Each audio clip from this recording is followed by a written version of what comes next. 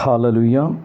ക്രിസ്തു യേശുവിൻ്റെ നാമത്തിൽ ഈ പ്രോഗ്രാം കാണുന്ന ലോകത്തിൻ്റെ വിവിധ പ്രദേശങ്ങളിൽ കൂടിയിരിക്കുന്ന സഹോദരിമാർ, മാതാപിതാക്കൾ, കുഞ്ഞുങ്ങൾ, ഈ പ്രോഗ്രാം കാണുന്ന എല്ലാ സഹോദരിമാർ, മാതാപിതാക്കൾ, അഭിഷക്തന്മാർ, പിതാക്കന്മാർ, എല്ലാവർക്കും ക്രിസ്തു യേശുവിൻ്റെ നാമത്തിൽ എൻ്റെ നിസ്തുല്യമായ സ്നേഹവന്ദനത്തെയും നന്ദിയും അറിയിക്കുന്നു. കർത്താവ് എല്ലാവരെയും ധാരാളമായി അനുഗ്രഹിക്കട്ടെ. ഇന്ന് യാക്കോബിൻ്റെ ലേഖനം അതിൻ്റെ 5-ാം അധ്യായം 1 മുതൽ 5 വരെയുള്ള വാക്യങ്ങൾ. അല്ലയോ ധനവാന്മാരെ, നിങ്ങളുടെ മേൽ വരുന്ന ദുരന്തങ്ങളെ നിമിത്തം കരഞ്ഞ് മുറയിടുവിൻ. നിങ്ങളുടെ ധനം ദ്രവിച്ച് ഉടുപ്പ് പുഴുവരിച്ച് പോയി നിങ്ങൾ പൊന്നും വെള്ളിയും കറ പിടിച്ച് ആ കറ നിങ്ങളുടെ നേരെ സാക്ഷിയാകും. അത് തീ പോലെ നിങ്ങളുടെ ജഡത്തെ തിന്നുകളയും. അന്ത്യകാലത്ത് നിങ്ങൾ നിക്ഷേപങ്ങളെ ശേഖരിച്ചിരിക്കുന്നു. നിങ്ങളുടെ നിലങ്ങളെ കൊയ്ത്തുവേലക്കാരുടെ കൂലി നിങ്ങൾ പിടിച്ചുവല്ലോ. അത് നിങ്ങളുടെ അടുക്കൽ നിന്നും നിലവിളിക്കുന്നു. കൊയ്ത്തുകാരുടെ മുറവിളി സൈന്യങ്ങളുടെ കർത്താവിൻ്റെ ചെവിയിൽ എത്തിയിരിക്കുന്നു. നിങ്ങൾ ഭൂമിയിൽ ആഡംബരത്തോടെ സുഖിച്ചും പുളിച്ചും കൊല ദിവസത്തിൽ എന്ന പോലെ നിങ്ങളുടെ ഹൃദയം പോഷിപ്പിച്ചിരിക്കുന്നു. നിങ്ങൾ നീതിമാന്മാരെ കുറ്റം വിധിച്ചും കൊന്നും അവർ നിങ്ങളുടെ മറന്നും നിൽക്കുന്നതുമില്ല. എന്നെ കേൾക്കുന്ന പ്രിയ സഹോദരന്മാരെ, ഇന്ന് ക്രിസ്തുവിൽ ആശ്രയിക്കാതെ,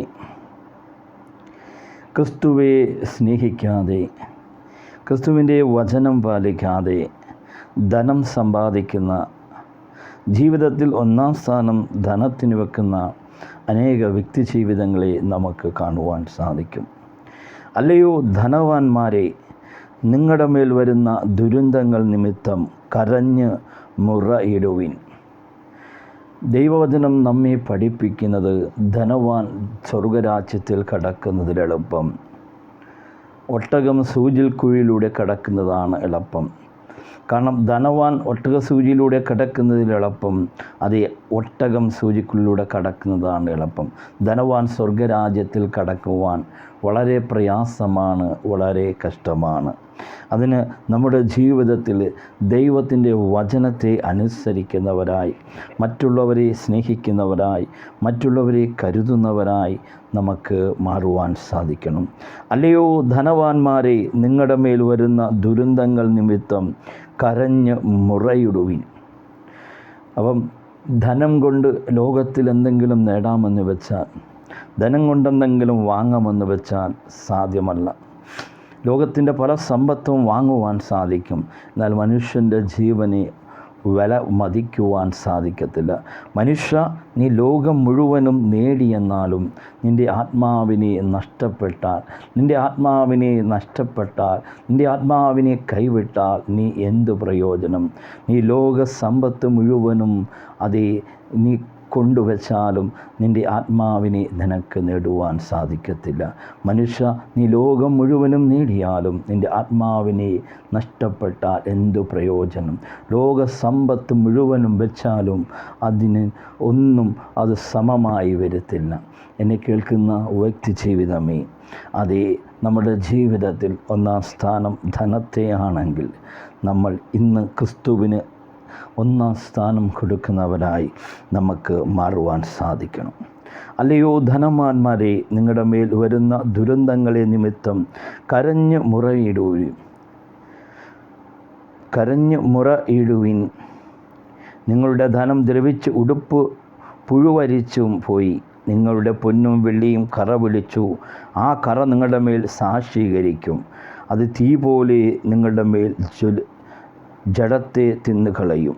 അന്ത്യകാലത്ത് നിങ്ങൾ നിക്ഷേപങ്ങൾ ശേഖരിച്ചിരിക്കുന്നു. നിങ്ങളുടെ നിലങ്ങളെ കൊയ്ത്തുവേലക്കാരുടെ കൂലി നിങ്ങൾ പിടിച്ചുവല്ലോ.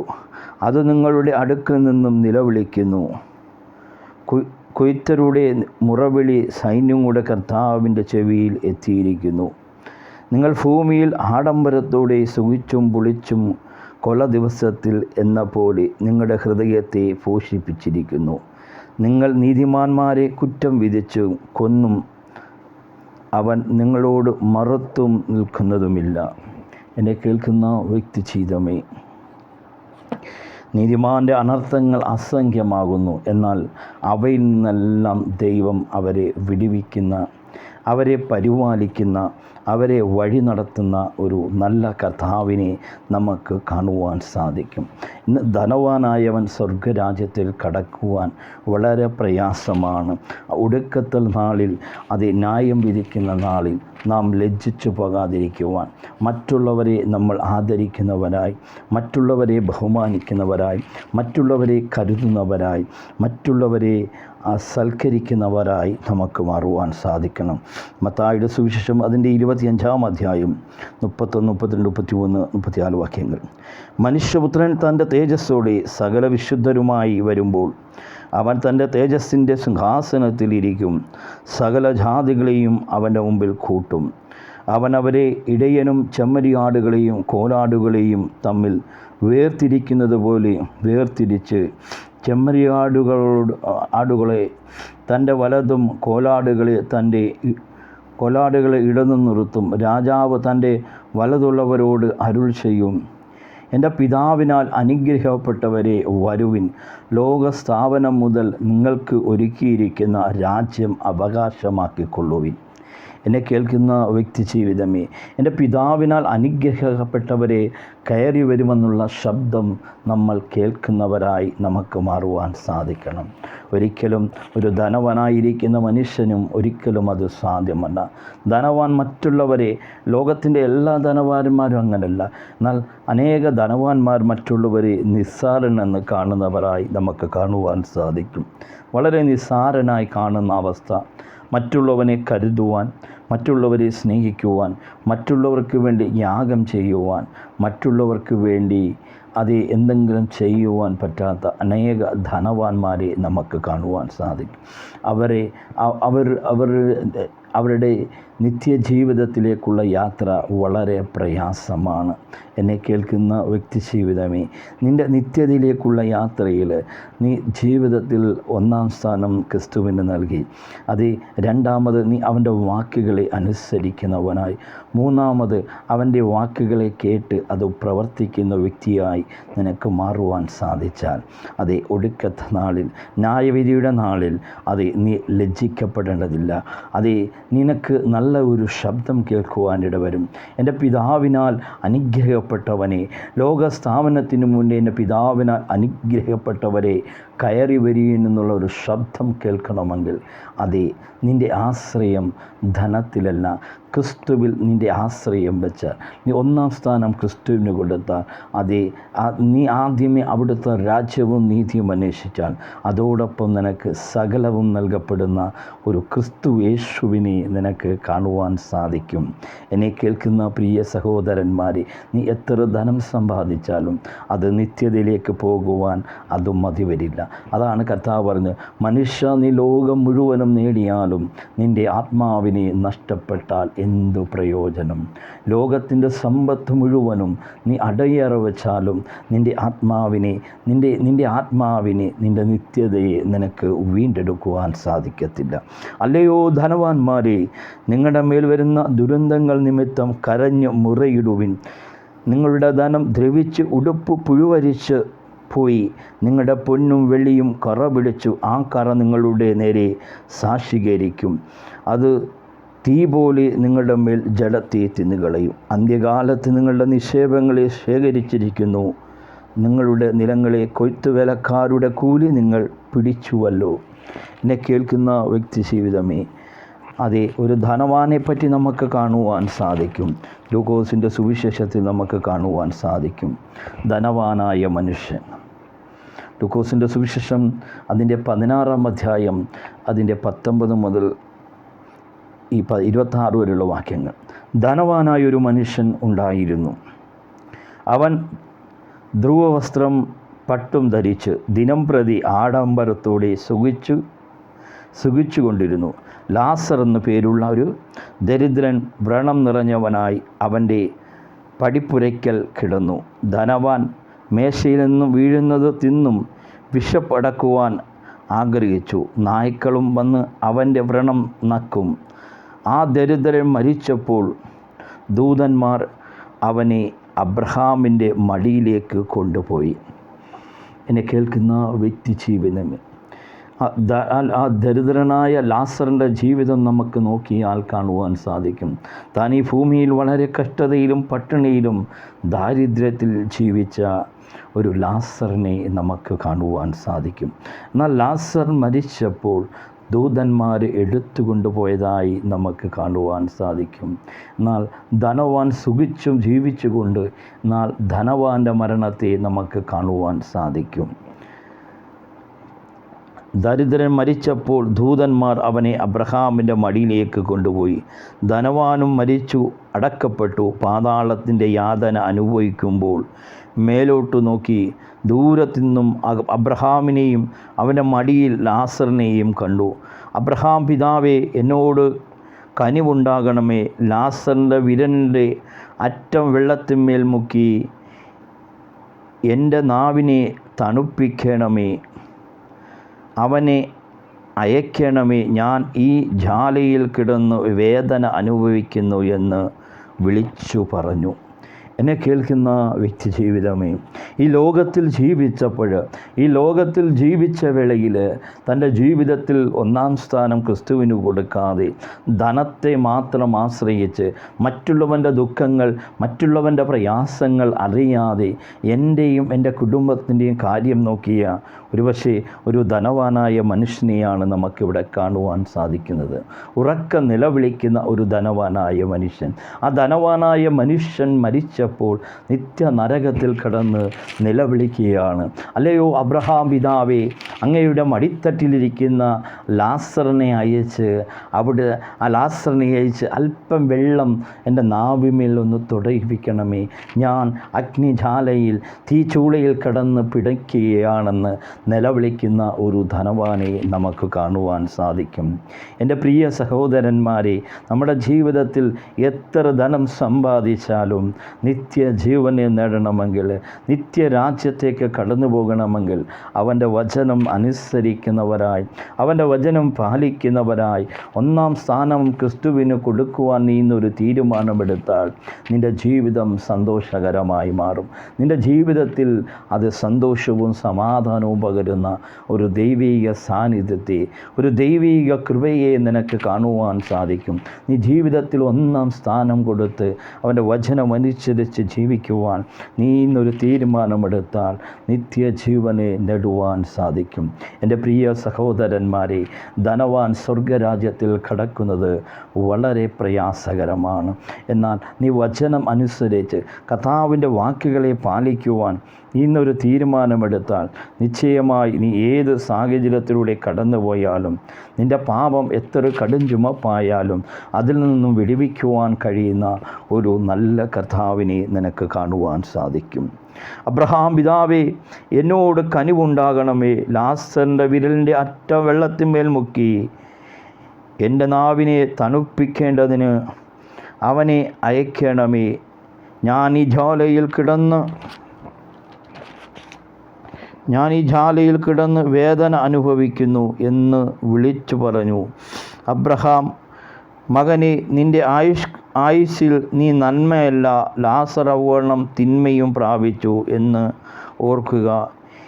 ഇപ്പോൾ അവൻ അവിടെ ആശ്വസിക്കുന്നു, നീയോ വേദന അനുഭവിക്കുന്നു. അത്രയുമല്ല, ഞങ്ങൾക്കും നിങ്ങൾക്കും നടുവേ വലിയ ഒരു പിളർപ്പുണ്ടായിരിക്കുന്നു. ഇവിടെ നിന്നും നിങ്ങളുടെ അടുക്കൽ കടന്നു വരുവാൻ ഉച്ചിക്കുന്നവർക്ക് കഴിയുകയില്ല. അവിടെ നിന്നും ഞങ്ങളുടെ അടുക്കൽ കടന്നു വരുവാൻ പാടില്ല എന്ന് പറഞ്ഞു. അതിന് അവൻ, എന്നാൽ പിതാവേ, അവനെ എൻ്റെ അപ്പൻ്റെ വീട്ടിൽ അയക്കണമേ. എന്നെ കേൾക്കുന്ന വ്യക്തി ജീവിതമേ, ഈ ഭൂമിയിൽ ജീവിച്ചപ്പോൾ തൻ്റെ ജീവിതത്തിലും വിചാരിച്ചത് താൻ സുഖിച്ച് ജീവിക്കാം, മരണം വരെ സുഖിച്ചും സഹിച്ചും ജീവിക്കാം, മറ്റുള്ളവരുടെ പ്രയാസം കാണണ്ട, മറ്റുള്ളവൻ്റെ കഷ്ടത അറിയണ്ട, എനിക്കും എൻ്റെ കുടുംബവും എൻ്റെ മക്കളുടെ കാര്യങ്ങൾ, എൻ്റെ തലമുറയുടെ കാര്യങ്ങൾ മതി എന്ന് പറഞ്ഞ് ഒരു പക്ഷേ ജീവിച്ച ധനവാനായിരിക്കാം. ഇന്നത്തെ ധനവാന്മാരുടെ ചിന്തകളും അനേക ധനവാന്മാരങ്ങനെ തന്നെയാണ്. തൻ്റെ കുടുംബവും മക്കളും മറ്റുള്ളവർക്ക് വേണ്ടി കരുതുവാനോ മറ്റുള്ളവരെ സ്നേഹിക്കുവാനോ മറ്റുള്ളവരെ സൽക്കരിക്കുവാനോ പറ്റാത്ത ധനവാന്മാരാണ് ഇന്ന് അനേക ഈ കാലഘട്ടത്തിൽ ജീവിക്കുന്നത്. എന്നാൽ ഈ ധനവാനും ഒരു പക്ഷേ അങ്ങനെയുള്ളൊരു ധനവാനായിരിക്കാം. തൻ്റെ ജീവിതത്തിൽ മറ്റുള്ളവർക്ക് വേണ്ടി കരുതുവാനോ മറ്റുള്ളവരെ സ്നേഹിക്കുവാനോ മറ്റുള്ളവരെ സൽക്കരിക്കുവാനോ മറ്റുള്ളവരെ ചേർത്തണയ്ക്കുവാനോ മറ്റുള്ളവരുടെ കഷ്ടതയിൽ ഒന്ന് ആശ്വസിപ്പിക്കുവാനോ പറ്റാതെ ഇന്ന് അനേക ധനവാന്മാരെ ഈ ഭൂമിയിൽ നമുക്ക് നമ്മുടെ ചുറ്റുവട്ടത്തും തന്നെ നമുക്ക് കാണുവാൻ സാധിക്കും. എന്നാൽ ഈ ധനവാനായ മനുഷ്യൻ ഇപ്പോൾ ഈ യാതന സ്ഥലത്ത് കടന്ന് നിത്യനരകത്തിൽ കടന്ന് നിലവിളിക്കുകയാണ്. അതിനവൻ, എന്നാൽ പിതാവേ, അവനെ എൻ്റെ അപ്പൻ്റെ വീട്ടിൽ അയക്കണമേ. ഞാൻ അപേക്ഷിക്കുന്നു, എനിക്ക് 5 സഹോദരന്മാർ ഉണ്ട്. അവരും ഈ സ്ഥലത്തേക്ക് വരാതിരിപ്പാൻ അവൻ അവരോട് സാക്ഷ്യം പറയട്ടെ എന്ന് പറഞ്ഞു. അബ്രഹാം അവനോട്, അവർക്ക് മോശയും പ്രവാചകന്മാരും ഉണ്ടവല്ലോ, അവരുടെ വാക്ക് അവർ കേൾക്കട്ടെ എന്ന് പറഞ്ഞു. അതിന് അവൻ, അല്ല അബ്രഹാം പിതാവേ, മരിച്ചവരിൽ നിന്നും ഒരുത്തൻ എഴുന്നേറ്റ് അവരുടെ അടുക്കൽ ചെന്നെങ്കിൽ അവർ മാനസാന്തരപ്പെടുമെന്ന് പറഞ്ഞു. അവനവനോട്, അവർ മോശയുടെയും പ്രവാചകന്മാരുടെയും വാക്കുകൾ കേൾക്കാഞ്ഞാൽ മരിച്ചവരിൽ നിന്നും ഒരുത്തൻ എഴുന്നേറ്റ് ചെന്നാലും വിശ്വസിക്കില്ല എന്ന് പറഞ്ഞു. എന്നെ കേൾക്കുന്ന പ്രിയ സഹോദരന്മാരെ, മരിച്ച ധനവാനായ മനുഷ്യൻ, മരിച്ച ദരിദ്രനായ ലാസറിനെ നമുക്ക് കാണുവാൻ സാധിക്കും. ഒരു പക്ഷേ ഈ ഭൂമിയിൽ ജീവിച്ചപ്പോൾ സന്തോഷിച്ചും സുഖിച്ചും ജീവിച്ച ഒരു ധനവാനായ മനുഷ്യനെ നമുക്ക് കാണുവാൻ സാധിക്കും. ഒരു പക്ഷേ ഈ ഭൂമിയിൽ ജീവിച്ചപ്പോൾ ദരിദ്രനായി ധനവാന്റെ ഭക്ഷണത്തിൽ താൻ കഴിക്കുന്ന അപ്പത്തിൽ നിന്ന് അപ്പം ഞുറുക്കുകളെ കഴിച്ച് ജീവിച്ച ഒരു ദരിദ്രനായ ലാസറിനെ നമുക്ക് കാണുവാൻ സാധിക്കും. അത് രണ്ടുപേരും മരിച്ചതായി നമുക്ക് കാണുവാൻ സാധിക്കും. എന്നാൽ ഈ ദരിദ്രനായ ലാസർ മരിച്ചപ്പോൾ അബ്രഹാമിൻ്റെ മടിത്തട്ടിൽ കിടക്കുന്ന ലാസറിനെ കണ്ടുകൊണ്ട് നിലവിളിക്കുന്ന ധനവാനായ മനുഷ്യനെ നമുക്ക് കാണുവാൻ സാധിക്കും. ഇന്ന് ജീവിതത്തിൽ ധനത്തിൽ മാത്രം മറ്റ് സ്നേഹബന്ധങ്ങളില്ല, രക്തബന്ധങ്ങൾ വേണ്ട എന്ന് പറയുന്ന വ്യക്തി ജീവിതമേ, ഒടുക്കത്തെ നാളിൽ നിന്നെ ന്യായം വിധിക്കുന്ന ഒരു ദൈവമുണ്ട്. നീ സമ്പാദിച്ച മുഴുവനും എൻ്റെ ദൈവം നൽകിയ കൃപയിലാണ്. നീ എന്തെല്ലാം ഭൂമിയിൽ ഉണ്ടാക്കിയോ അത് മുഴുവനും കർത്താവ് തന്ന ആ കൃപയാണ്, കർത്താവിൻ്റെ കരുണയാണ്, കർത്താവിൻ്റെ സ്നേഹമാണ്. എൻ്റെ പ്രിയ വ്യക്തി ജീവിതമേ, നീ ഉണ്ടാക്കിയതൊന്നും നിൻ്റെ കഴിവിനല്ല. ആവർത്തന പുസ്തകം അതിൻ്റെ 18-19 വാക്യങ്ങൾ, നിൻ്റെ ദൈവമായ യഹോവയെ നീ ഓർക്കണം, നിൻ്റെ പിതാക്കന്മാരോട് സത്യം ചെയ്ത നിയമം ഇന്നതുപോലെ ഉറപ്പിക്കേണ്ടതിന് അവനല്ലോ നിനക്ക് സമ്പത്തുണ്ടാക്കാൻ ശക്തി തന്നത്. എൻ്റെ ധനവാനായ വ്യക്തി ജീവിതമേ, നിനക്ക് സമ്പത്തുണ്ടാക്കാൻ ശക്തി തന്നവൻ അത് എൻ്റെ കർത്താവാണ്. കർത്താവ് തന്നിട്ട് മാത്രമേ നിൻ്റെ കയ്യിലുള്ളൂ. അതേ ഒടുക്കത്തെ നാളിൽ നീ ന്യായവിസ്താരത്തിൽ നിൽക്കാതിരിക്കുവാൻ നീ മനസ്സിലാക്കുക, നീ ഉണ്ടാക്കിയ സമ്പത്ത് മുഴുവനും അത് ഉണ്ടാക്കുവാൻ ശക്തി നൽകിയവൻ പിതാവായ ദൈവമാണ്. ആ കർത്താവിനെ നീ മഹത്വപ്പെടുത്തുന്നവനായി, നീ അഹങ്കരിക്കാതെ, നീ ദൈവത്തിൻ്റെ മുന്നിൽ അവൻ്റെ വചനത്തെ അനുസരിക്കുന്നവനായി നിനക്ക് മാറുവാൻ സാധിക്കട്ടെ. യാക്കോബ് ലേഖനം അതിൻ്റെ 5-1-2 വാക്യങ്ങൾ. അല്ലയോ ധനവാന്മാരെ, നിങ്ങളുടെ മേൽ വരുന്ന ദുരിതങ്ങളെ നിമിത്തം കരഞ്ഞ് മുറയിടുവിൻ. നിങ്ങളുടെ ധനം ദ്രവിച്ച് ഉടുപ്പും വെള്ളിയും കറ പിടിച്ച് ആ കറ നിങ്ങളുടെ മേൽ നേരെ സാക്ഷീകരിക്കും. അത് തീ പോലെ നിങ്ങളുടെ ജാലത്തെ തിന്നുകളയും. അന്ത്യകാലത്ത് നിങ്ങളുടെ നിക്ഷേപങ്ങളെ ശേഖരിക്കുന്നു. നിങ്ങളുടെ നിലങ്ങളെ കൊയ്ത്തുവേലക്കാരുടെ കൂലി നിങ്ങൾ പിടിച്ചു പറിച്ചുവല്ലോ. എന്നെ കേൾക്കുന്ന വ്യക്തി ജീവിതമേ, ഈ കേട്ട വചനത്തിൻ്റെ മുന്നിൽ ഒന്ന് സമർപ്പിക്കാമോ? കർത്താവേ, എൻ്റെ ജീവിതത്തിൽ ഞാൻ ആ ധനവാനെ പോലെ ജീവിച്ച അവസ്ഥയുണ്ട്. ഇനി കർത്താവേ, അങ്ങയുടെ വചനമനുസരിച്ച് ജീവിക്കുവാൻ എനിക്ക് കൃപ നൽകണമേ, അവിടുന്ന് കാരുണ്യം നൽകണമേ എന്ന് ഒന്ന് പ്രാർത്ഥിക്കുവാൻ, ഒന്ന് സമർപ്പിക്കുവാൻ ആര് താല്പര്യപ്പെടുന്നുവോ ആ ലാസറിൻ്റെ ജീവിതത്തെ നമുക്ക് കാണുവാൻ സാധിക്കും. ഈ ഭൂമിയിൽ ഒരു സ്വത്തുമില്ലാതെ ലാസർ മരിച്ചപ്പോൾ അബ്രഹാമിൻ്റെ മടിത്തട്ടിലിരിക്കുന്ന ഒരു ലാസറിനെ നമുക്ക് കാണുവാൻ, മറ്റ് ഒരു വ്യക്തി ജീവിതത്തെ, ധനവാനെ നമുക്ക് കാണുവാൻ സാധിക്കും. തൻ്റെ ജീവിതത്തിൽ സ്നേഹബന്ധത്തെയോ രക്തബന്ധത്തെയോ ഒന്നും വില കൽപ്പിക്കാതെ ഈ ലോകത്ത് അടിച്ചു പൊളിച്ച് ജീവിച്ച ഒരു ധനവാനായ മനുഷ്യനെ നമുക്ക് കാണുവാൻ സാധിക്കും. നമ്മുടെ ജീവിതത്തിലും ആ ധനവാനെ പോലെ നിത്യ നരകത്തിൽ പോകാതെ നമ്മുടെ ജീവിതത്തിൽ നിത്യത നേടുവാൻ, മറ്റുള്ളവരെ സ്നേഹിക്കുവാനും കരുതുന്നവരുമായി നമുക്ക് മാറുവാൻ സാധിക്കട്ടെ. ഈ വചനം മുഖാന്തരം കർത്താവ് നിങ്ങളെ അനുഗ്രഹിക്കട്ടെ. മഹാപരിശുദ്ധനും സ്വർഗീയ പിതാവേ, നല്ല വചനത്തിനായി കേട്ട വചനം ഓരോരുത്തരുടെ ജീവിതത്തിൽ 30, 60, 100 മിനിറ്റ് അടഞ്ഞ വാതിലുകൾ യേശുവിൻ നാമത്തിൽ തുറക്കട്ടെ. അല്ലാൻത റേഖ മാനാസിയ നിരാശകൾ, ഭാരങ്ങൾ, ഭയത്തിൻ്റെ ശക്തികൾ യേശുവിൻ നാമത്തിൽ വിട്ടുമാറട്ടെ. ജനത്തെ അനുഗ്രഹിക്കുന്നു യേശുവിൻ നാമത്തിൽ പിതാവേ, ആമേൻ.